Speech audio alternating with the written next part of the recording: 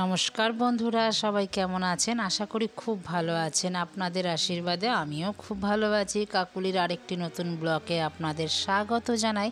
আশা করছি ব্লগটি খুব ভালো লাগবে।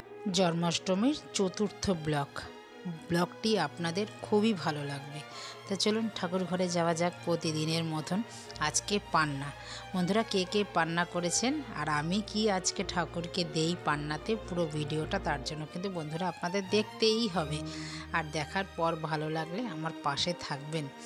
তো চলুন, রান্নাবান্না কিন্তু কমপ্লিট হয়ে গেছে। আমার রান্নাবান্না সব করা হয়ে গেছে। এবার শাড়ি পরে চলে এসেছি ঠাকুর ঘরে আবার ঠাকুরের নিবেদন করতে। চলুন সুন্দর করে এখন আগে ঠাকুরকে সাজিয়ে নিয়ে তারপরে ভোগ বাড়ব। আজকে ভোগে রান্না করেছি পুষ্প অন্ন, খিচুড়ি, লাবড়া তরকারি, ভাজা, বেগুনি ভাজা, পায়েস, চাটনি, এই কটাই। এর থেকে বেশি কিছু পারলাম না বানাতে। দুদিন ধরে উপোস চলছে। আপনারা তো জানেন, যারা যারা জন্মাষ্টমী করেন তারা কিন্তু 3 দিন ধরে তাদের উপোস চলে। আমাদের তো জন্মাষ্টমীর আগের দিনেও নিরামিষই খেতে হয়, তারপরে জন্মাষ্টমী উপোস করতে হয়, তারপর দিন পান্না করে একবারে তারপরে ঠাকুরের ভোগ নিবেদন করে প্রসাদ নিতে হয়। তো চলুন, আমার কিন্তু সব রান্না হয়ে গেছে। দেখুন, আমি ঠাকুরকে সাজিয়ে সুন্দর করে ঠাকুরকে সাজাচ্ছি বটে, কিন্তু ফুলে আমি সন্তুষ্ট হতে পারছি না।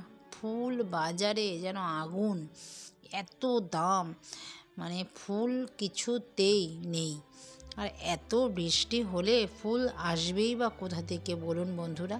চলুন এখন ভক্তি সহকারে গোবিন্দকে সব ভোগে তুলসী দিলাম, তুলসী দিয়ে তারপরে ভক্তি সহকারে নিবেদন করে এবার ভক্তি সহকারে আরতি করি। আরতিটা বন্ধুরা দেখতে থাকি, আশা করছি আপনাদের ভালো হবে। আরতির পর আপনাদের সাথে আবার দেখা হচ্ছে।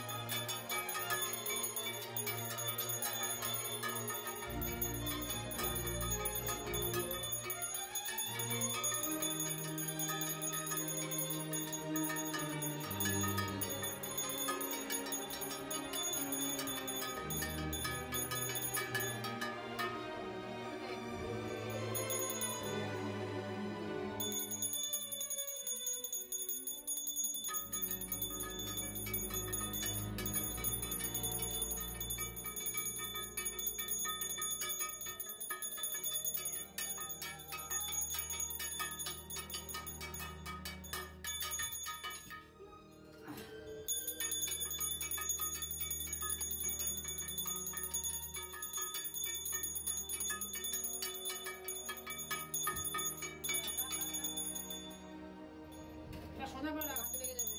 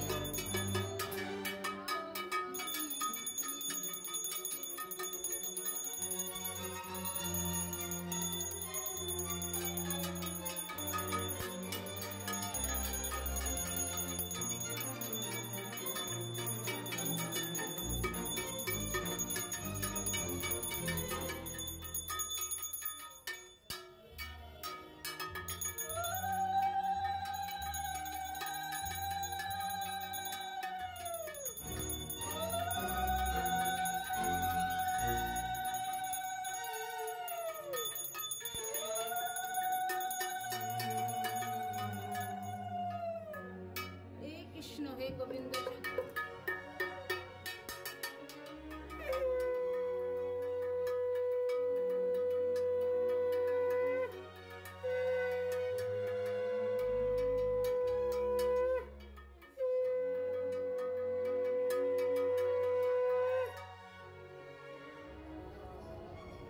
ভক্তি সহকারে আরতি সম্পূর্ণ করলাম। আপনাদের কেমন লাগলো কমেন্টে নিশ্চয়ই জানাবেন। যদি ভালো লেগে থাকে আমার পাশে থেকে আমাকে সাহায্য করবেন। তো দেখা হচ্ছে আবার একটি নতুন ব্লগে। ততক্ষণে সবাই ভালো থাকবেন, সুস্থ থাকবেন। আর ভিডিওটা কেমন লাগলো আপনাদের মতামত কিন্তু অতি অবশ্যই জানাবেন। তবে আমি ভিডিও করতে তো উৎসাহ পাবো। গোবিন্দ সবার মঙ্গল করুক, মঙ্গল হই। তো দেখা হচ্ছে পরের ভিডিওতে। নমস্কার, টাটা।